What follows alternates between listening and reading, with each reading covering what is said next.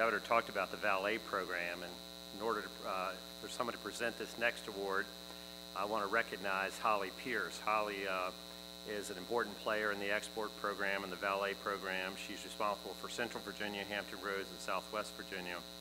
And she joined the international program a few years ago, has helped a number of companies lead the way. Please join me for purposes of giving an award.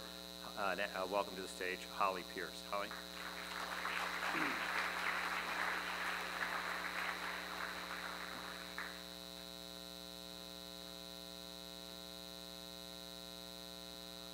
I don't know about y'all, it's been an exciting day.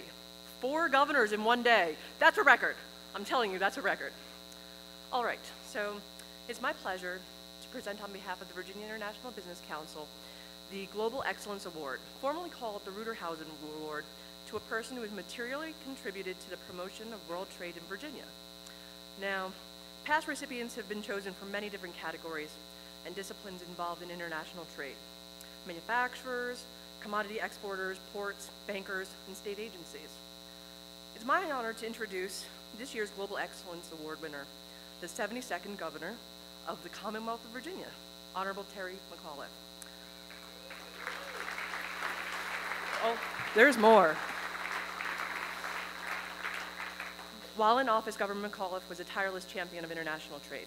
To keep Virginia competitive, he implemented major economic development initiatives designed to strengthen the Commonwealth, its pro-business climate, ensure efficient investment in world-class infrastructure, and develop a 21st century workforce capable of meeting the needs of emerging businesses.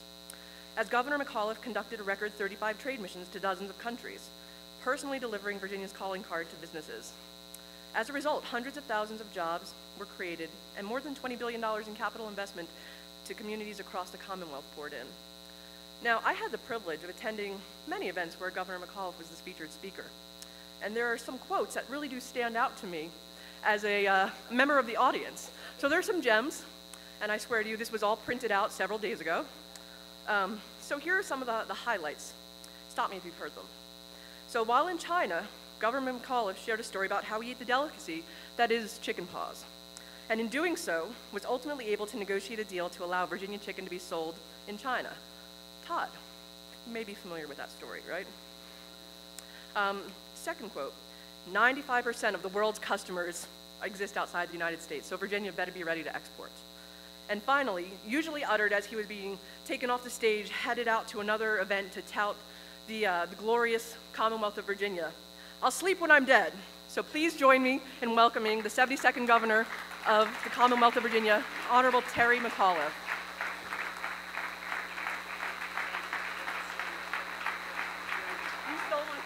I know, I apologize.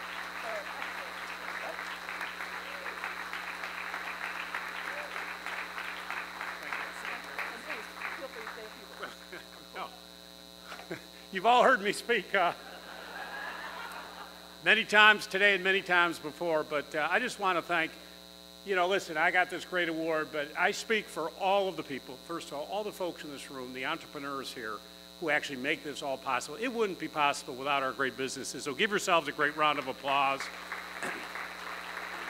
And I want to thank the great staff that we have here in the Commonwealth, from the airport to the port, to the VEDP, to VDEX, to all of our different organizations. It is the best staff. It is the greatest staff in the world. There's no question about it.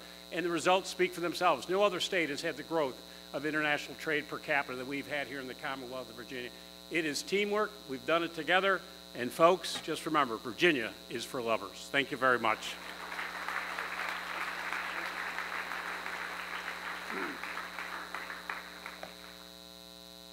We thank the governors for being here and for participating in the program today. We have one last recognition today, and the last recognition is really about where we started. Many of you know about 1607 and how Jamestown was founded. What you may not know, in 1615, the first trade mission back to England occurred from those people who came here.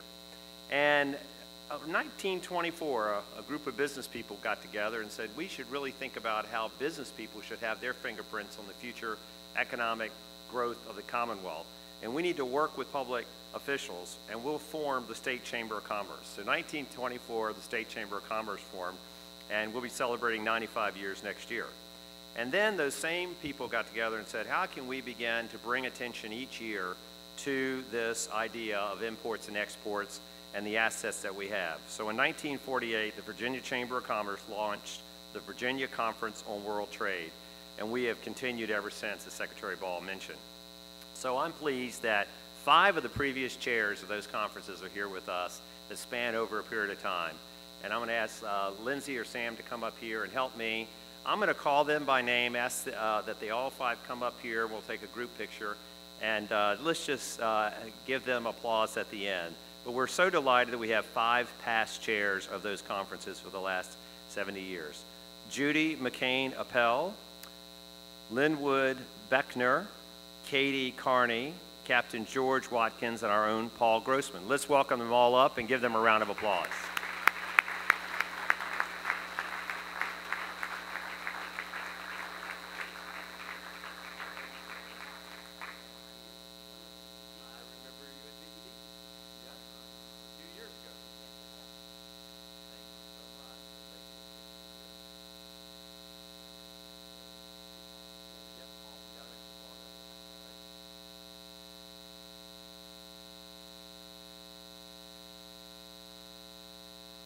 Join me in giving them a round of applause. Thank you so much. Thank you so much.